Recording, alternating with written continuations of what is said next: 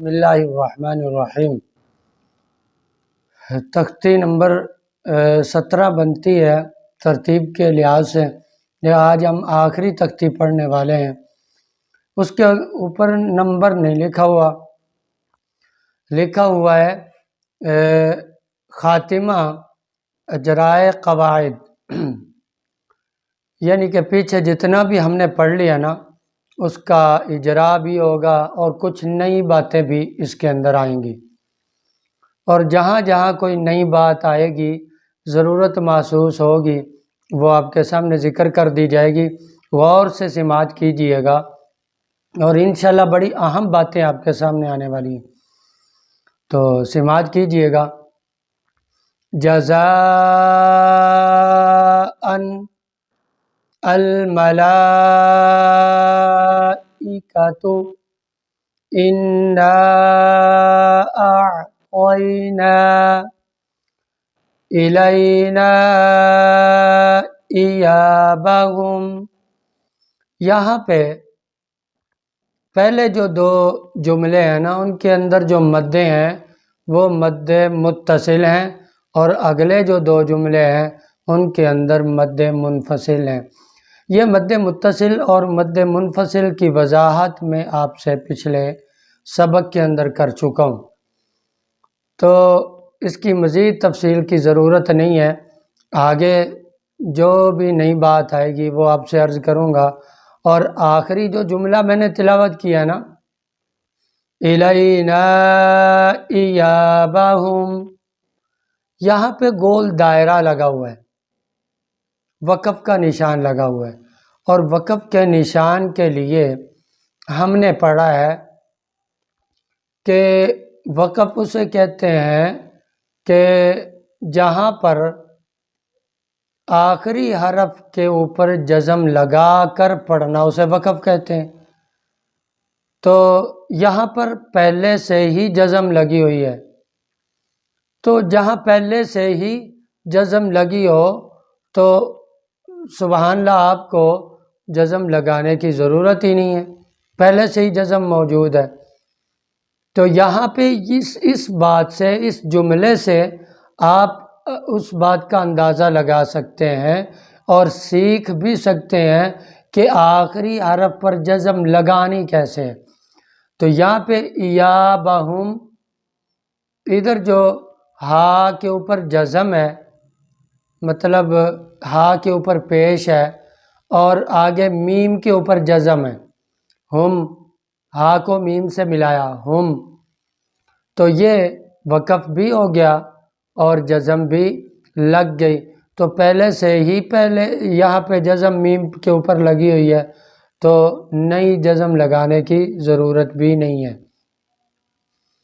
ایک اور بات، یہاں پہ بچے غلطی کرتے ہوتے ہیں، اکثر بچے الینا ایابہم ایابہم، تو بچے کو بتائیں کہ یا کے اوپر نہ ہی جزم ہے نہ شد ہے، لیکن یہ جو آواز آپ کو نکال کر غلط جو بچے پڑھتے ہیں، یہ کون سی میں نے آپ کو سنائی ہے؟ یہ شد والی آواز ہے، جبکہ شد ہے نہیں۔ تو بچے سے ہی آپ منوائیں اور یاد کروائیں کہ جب اس کے اوپر جزم نہیں، شد نہیں، تو حمزہ کو یا سے ملا کیوں رہے ہو؟ تو بچے کو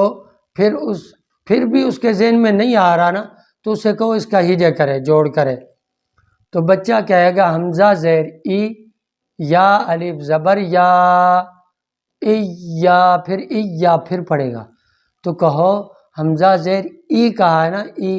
تو ای یہ تو نہ ہوا نا۔ اگر یا پہ فار ایگزامپل ہم شد لگا دیں تو پھر کیسے پڑھے گا؟ تو بچہ کہے گا حمزہ یا زیر ای، تو کہو اب تو ای بن رہا ہے، لیکن شد کو ہٹا دیں تو بچہ پھر آپ کا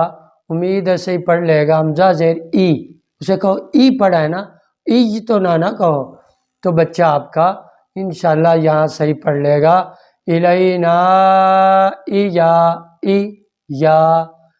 ایابہم، امید ہے بات سمجھ میں آگئی ہوگی۔ آگے ہے خیرا یرا، خیرن یرہ۔ پہلے نمبر پہ آپ وقف سمجھ لو، پھر اس کے اندر بڑی ایک اہم بات ہے جو سمجھنی ہے، آپ نے، وہ یہ ہے کہ وقف تو آپ نے پیچھے بھی سمجھا ہے، خیرن یرہ لکھا ہوا یہ ہے، لیکن وقف کی وجہ سے ہا کے اوپر جزم لگا دی اور را کو ہا سے ملا دیا تو وقف ہو گیا، خیرن یرہ۔ بچے غلطی کیا کرتے ہیں، رائی، وہ جو لین والی تختی میں مدہ والی تختی کے بعد جو 8ویں تختی کے اندر پڑھا تھا نا بچے نے، رائی، تو وہ والی آواز بچے کو یہاں نہ نکالنے دے، بلکہ بچے کو یوں نہ پڑھنے دے رائی نہ ہو، بلکہ 2 زبروں کے ساتھ جب بچہ پڑھے گا تو آواز آٹومیٹکلی کہاں جائے گی، ناک میں۔ تو بچے کو پڑھائیں خیرن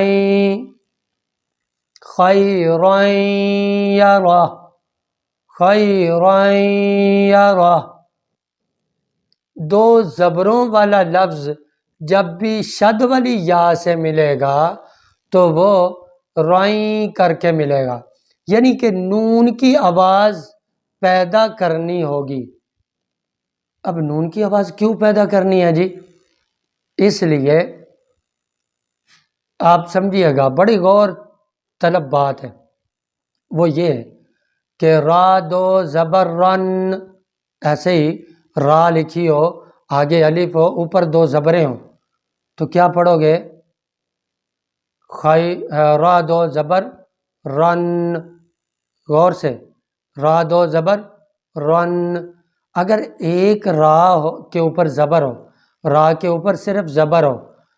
آگے نون ہو لکھا ہوا اور نون کے اوپر جزم ہو، تو پھر جوڑ کیسے کرو گے، را نون زبر رن، را نون زبر، را کو نون سے ملاؤ گے تو کیسے ملاؤ گے، را نون زبر رن، تو را کے اوپر 2 زبریں ہوں تب بھی اس کو کیا پڑھو گے، آواز ایک ہی نکلے گی منہ سے، را 2 زبر رن۔ اور اگر را کو نون سے ملا کر پڑھو گے تو ایک را پہ زبر لگے گی، را نون زبر رن، 2 زبروں والی ہو تب بھی رن، را کے اوپر ایک زبر لگا کر آگے نون سے ملاؤ گے تب بھی رن پڑھیں گے۔ جب رن پڑھیں گے تو یہ رائیں نہ ہوا، تو اب اس نون کو تنوین کے ساتھ پڑھیں تب بھی اس کی اندر نون کی آواز آتی ہے، اور اگر ایک را ہو آگے نون ہو، بڑے غور سے سمجھیے گا، ایک را ہو اس کے اوپر زبر ہو ایک، اور پھر آگے نون ہو اس کے اوپر جزم ہو، آگے یا لکھی ہو، یا کے اوپر شد لگی ہو، سمجھ آ گئی ہوگی آپ کو، یا کے اوپر کیا لگی ہو، شد لگی ہو، تو را کس سے ملائیں گے، پیچھے میں نے بتایا تھا کہ جزم بھی آ جائے، یہ را ہے، آگے نون ہے، اس کے اوپر جزم ہے، آگے شد والا لفظ آ گیا، را یا آ گئی تو اس کے اوپر شد ہے، تو را کس سے ملے گی، شد والے لفظ سے، کیونکہ اس کے اندر طاقت پاور زیادہ ہے، تو یہ جو شد ہے نا یہ اس زبر زیر پیش والے کو اپنے ساتھ کھینچ کے لے گی، اپنے ساتھ ملا لے گی، اس جزم والے کے ساتھ نہیں ملنے دے گی، لیکن حق اس کا نہیں مارا جائے گا، لیکن اس را کو نون سے گزار کر ملانا ہے، تو یہ نون کی آواز ہم پھر بھی پیدا کریں گے کیونکہ درمیان میں نون آ گیا، تو اب را یا زبر رائیں، اب بھی اس کو رائیں پڑھنا ہے، اور اگر را پہ 2 زبریں ہوں تو پھر اس نون کو لکھا ہی نہیں جاتا، پھر را یا 2 زبر جیسے یہ آپ کے سامنے اسکرین پہ لکھا ہوا ہے، خیرن یرہ، بچے پہ محنت کیجیے گا، بڑا فائدہ ہوگا، بڑا فائدہ ہوگا۔ پتہ کب پتہ چلے گا؟ یہ بچہ آپ کا شاگرد یا آپ جب صحیح قرآن پڑھیں گے نا، اور بچے کو بغیر مار تک، بغیر سزا دیے آپ یہاں تک لائیں نا اس کو پڑھا کر، آگے بچہ مار نہیں کھائے گا۔ آپ سے نورانی قاعدہ پڑھنے کے بعد جہاں کہیں بھی چلا جائے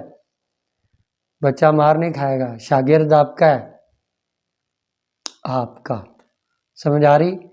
تو شاگرد آپ کا ہے، ایک تو مار نہیں کھائے گا، وہ شاہ سوار قرآن کا بن کے نکلے گا، اور جب شاہ سوار بن کے نکلے گا اور پھر قرآن جب پڑھے گا نا، بچے کو آپ نے اتنا سارا سمجھایا ہوگا، اور بچہ پڑھے گا جب مصلی رسول پہ کھڑے ہو گیا نا، جب پڑھے گا تو آپ کو قبر میں موجیں ہی موجیں ہو جائیں گی۔ آپ قبر میں بڑی میٹھی نیند سوئیں گے، پڑھے گا وہ قرآن اور قبر میں مزے آپ لیں گے۔ اس لیے زیادہ سے زیادہ آگے پڑھائیے، اس کو سمجھائیے۔ تو خائی رائیں یارا، یہ رائیں کو رائیں کیوں پڑھا آپ کو سمجھ آ گئی ہوگی بہت ہی اچھی طرح سے۔ اسی طرح ہی آگے ہے شر رائیں یارا، شر رائیں یارا، بات سمجھ میں آئی؟ اس کو رائیں کیوں پڑھا؟ وہی پیچھے والی بات آپ قیاس کر لیجئے، اور وقف یہاں کیسے ہو رہا ہے وہ بھی پیچھے میں نے عرض کر دیا ہے، اور آگے جو لفظ ہے وہ بھی ان سے ملتا جلتا ہے، میقاتن یوم، میقاتن یوم، تو یہاں پہ تائیں کیوں پڑھا وہ بھی آپ سمجھ گئے ہوں گے بہت اچھی طرح سے، میقاتن یوم۔ آگے آ گیا فَمَن يَعْمَلْ، فَمَن يَعْمَلْ، یہاں پہ وہ جو میں نے بات سمجھائی تھی نا کہ دیکھو آگے نون بھی آ گیا جزم والا، پیچھے میم پہ زبر آ گئی، آگے یا شد والی آ گئی، تو میم کس سے ملی؟ یا سے تو مل گئی، لیکن یہ من وجہ میم تنوین والی بھی ہے، یعنی کہ دو زبروں والی بھی اس کو آپ سمجھ سکتے ہیں۔ اس کو ایک زبر والی ہے لیکن میں پڑھنے کے لیے درمیان میں نون لانا پڑے گا، تو وہ گویا آ گیا فَمَن يَعْمَلْ، دو زیروں کی مثال ہے آگے آ رہی ہے، يَوْمَئِذٍ يَصْدُرُ النَّاسُ، يَوْمَئِذٍ يَصْدُرُ النَّاسُ، سمجھ میں آ گئی بات؟ یہ سبق یہاں پہ سٹاپ کرتے ہیں، لمبا نہ ہو جائے، تو اتنی بات آپ سمجھیے بھی، بچے کو سمجھائیے بھی، اور زیادہ سارے بچے ہیں تو بذریعہ وائٹ بورڈ بچے کو سمجھاتے رہا کریں، اور یہی سبق آپ سمجھائیں۔ اللہ تعالیٰ آپ کے لیے آپ کے شاگردوں کو صدقہ جاریہ بنائے، اور میرے لیے جناب کو صدقہ جاریہ بنائے۔ السلام علیکم ورحمۃ اللہ وبرکاتہ۔